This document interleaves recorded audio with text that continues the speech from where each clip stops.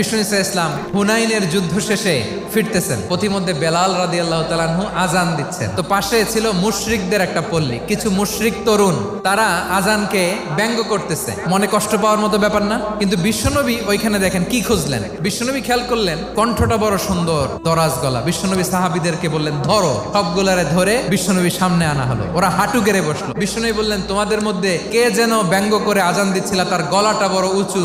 আবু মাহজুরা বলে আমার বন্ধুরা সবাই আমার দিকে আঙ্গুল দেখায়। আবু মাহজুরার মাথায় হাত দিয়ে বললেন এবার আজান দাও দেখি। আবু মাহজুরা বলে আমি তো আজান দিতে জানি না। বিশ্বনবী বললেন তাহলে আসো আমি তোমারে শিখাই দেই। বিশ্বনবী একটা বাক্য পরে, আবু মাহজুরা পরে, বিশ্বনবী পরে, আবু মাহজুরা পরে। আবু মাহজুরা বলে এক একটা বাক্য পড়ি আমার কলিজাটা গলে ঠান্ডা হয়ে যায়। বিশ্বনবীর সাথে দাঁড়িয়ে উনি শাহাদা পড়ে মুসলমান হয়ে গেলেন। বিষ্ণু ইসলাম বললেন যাও আবু মাহজুরা, আমি তোমাকে পৃথিবীর শ্রেষ্ঠতম মসজিদ মক্কার মসজিদুল হারামের মুয়াজ্জিন হিসেবে অ্যাপয়েন্ট করে দিলাম।